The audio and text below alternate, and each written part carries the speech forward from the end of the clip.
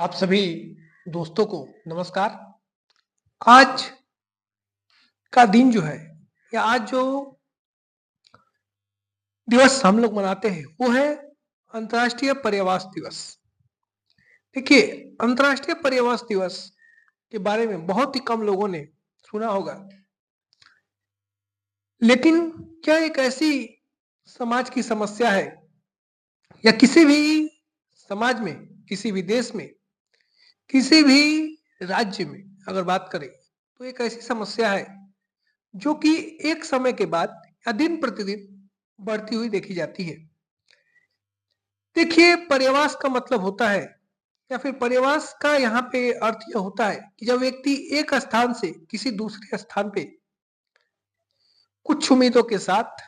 या फिर कुछ मजबूरियों के साथ जाता है और वहां पर वह अपने आप को उस स्थान की परिस्थिति के हिसाब से ढाल लेता है और फिर वहीं पे अपने परिवार के साथ रहने का या फिर अपनी जिंदगी और अपने परिवार की जिंदगी या अपने बच्चों की जिंदगी को वहीं पे उसी स्थान पे रखने का कोशिश करता है या रखता है एक समय के बाद, उसे हम पर्यावास कह सकते हैं। पर्यावास आज हमारे समाज में एक बहुत बड़ी समस्या बन चुकी है और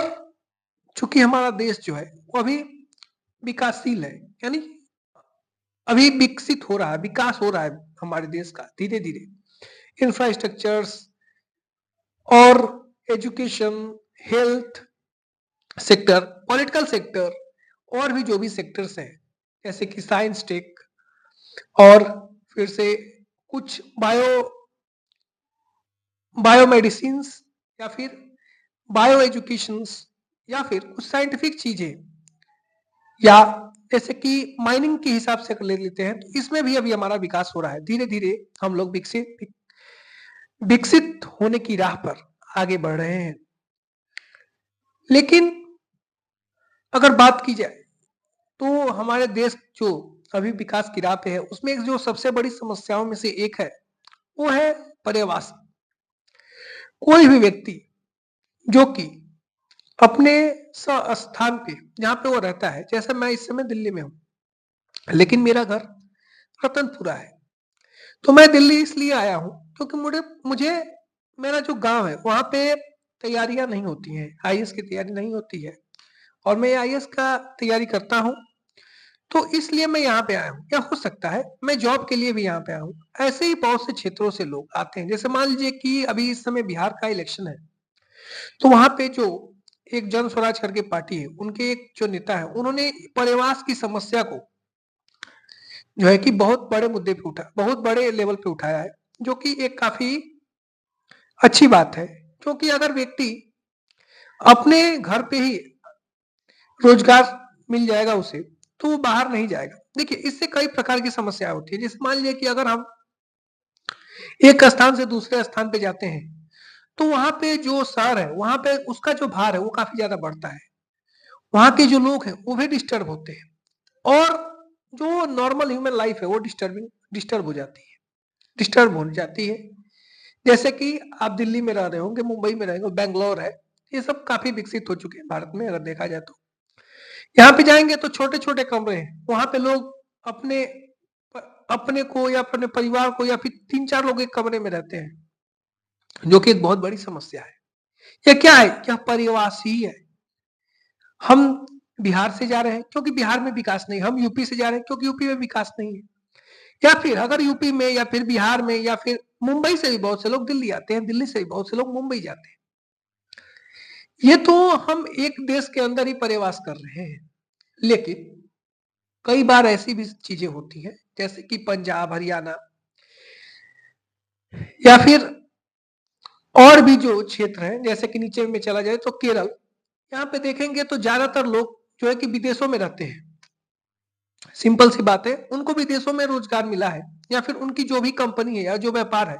उनका विदेशों में अच्छी तरीके से चल रहा है, इसलिए वो विदेशों में रहते हैं या फिर विदेशों में ज्यादा टाइम तक रहते हैं। कई लोग ऐसे भी हैं जिन्होंने की दूसरे देश की नागरिकता भी ले ली है, क्योंकि देखिए किसी भी एंगल से गलत नहीं है। आप भारत में स्वतंत्र हैं, आप चाहे भारत में रह सकते हैं, आप चाहे किसी भी देश में रह सकते हैं। इसके लिए आपको जो है कि कोई बाध्यता नहीं है। भारत की अगर बात की जाए तो एक बहुत बड़ा जो भारत का जो रिजर्व है, जैसे कि फॉरेक्स रिजर्व जो होता है, फॉरेन रिजर्व, जैसे कि हम लोग जब डॉलर में पैसा जो आता है, जैसे मान लीजिए एक बहुत बड़ी आबादी हम लोग की हंसी जाती है सऊदी अरब, फिर से कुवैत, अमेरिका, इंग्लैंड, यहाँ पे काम करने के लिए लोग जाते हैं और वहां से अपने घर को पैसा भेजते हैं, जिससे कि सरकार को टैक्स भी मिलता है और हमारा फॉरेक्स रिजर्व भी काफी बढ़ता है, थोड़ी सी बढ़ता है, थोड़ा बहुत बढ़ता है और हमारी जीडीपी को भी ग्रोथ में आता है, या फिर हम डॉलर को जो है कि उसको जो है कि उससे लड़ने में, डॉलर को नॉर्मलाइज करने में, डॉलर को कम करने में हमको मदद मिलती है। हो सकती है मेरी जानकारी कुछ कम हो, लेकिन फिलहाल जो मेरे पास जानकारी है उसके हिसाब से मैं बताया हूँ। फॉरेक्स रिजर्व का कुछ ऐसा ही कॉन्सेप्ट है। पर्यावास की समस्याएं देखिए एक दिन या 2 दिन में हल नहीं हो सकती हैं। कोई भी व्यक्ति है वो अपने घर को छोड़कर जाना नहीं चाहता है। अगर हम उसके गांव में, जैसे मान लीजिए कोई भी गांव है, उसके गांव में ही एक बेहतरीन सुविधा कर दें, जैसे कि मान लीजिए उसके गांव में नजदीक में हम कोई कंपनी लगा दें, उसको सुरक्षित रहने के लिए पुलिस व्यवस्था जो है उसको दुरुस्त कर दे, उसके बच्चों को पढ़ाई के लिए हम एजुकेशन सिस्टम जो कि काफी बेहतरीन कर दें, उसके हेल्थ के लिए हम काफी अच्छे हॉस्पिटल का निर्माण कर दें, और समाज में कुछ कुरीतियां हैं जैसे कि रेप, बलात्कार जिसे बोलते हैं, या फिर किसी का चैन खींचना, स्नैचिंग जिसे बोलते हैं, चैन स्नैचिंग, या फिर चोरी करना, या फिर जैसे कि कट्टा वगैरह, या कोई ऐसी ऐसा काम करना जो कि समाज के लिए हानिकारक हो, उन कामों पे नियंत्रण कर लिया जाए, या फिर नियंत्रण तो एक मतलब टेम्पररी है, टेम्पररी का मतलब पूरा का पूरा मतलब सही नहीं है, लेकिन नियंत्रण कर लिया जाए और धीरे धीरे उसको खत्म कर दिया जाए, तब क्या होगा, उस जो गांव होगा या जो शहर होगा उसका विकास तेजी से होगा, लोग वहां पे रहना चाहेंगे। देखिए कोई भी अगर आम व्यक्ति है तो उसके लिए सबसे जरूरी जो चीज है वो है उसकी सिक्योरिटी, क्योंकि पैसा रुपया सब कुछ है आपके पास, मान लीजिए एजुकेशन सब कुछ आपने प्रोवाइड कर दिया, लेकिन उसके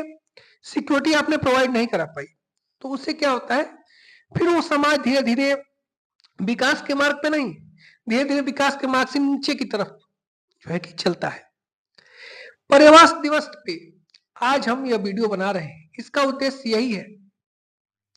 देखिए सरकार अपने स्तर पे कार्य कर रही है, लेकिन अगर हम समाज में रहते हैं, हम अपने जहां पर भी रहते हैं, हम वहां के समाज को देखें और उसको सुधार करने का प्रयास करें, तो ये हमारे लिए भी, हमारे देश के लिए भी और इस पूरे विश्व के लिए भी काफी लाभदायक होगा। आज के दौर में लोग प्लास्टिक्स के जो है रैपर्स में, जैसे कुरकुरा हुआ या फिर चिप्स हुए या फिर बहुत सी ऐसी चीजें हैं, जैसे कि लोग सब्जी लेने जाते हैं तो प्लास्टिक लेके जाते हैं, झोला बहुत कम लोग ही लेके जाते हैं, बहुत लोग झोला लेके जाते हैं उसके बाद भी पॉलीथीन में लेते हैं, हम उसका जो है कि रिसाइकिल नहीं कर पाते।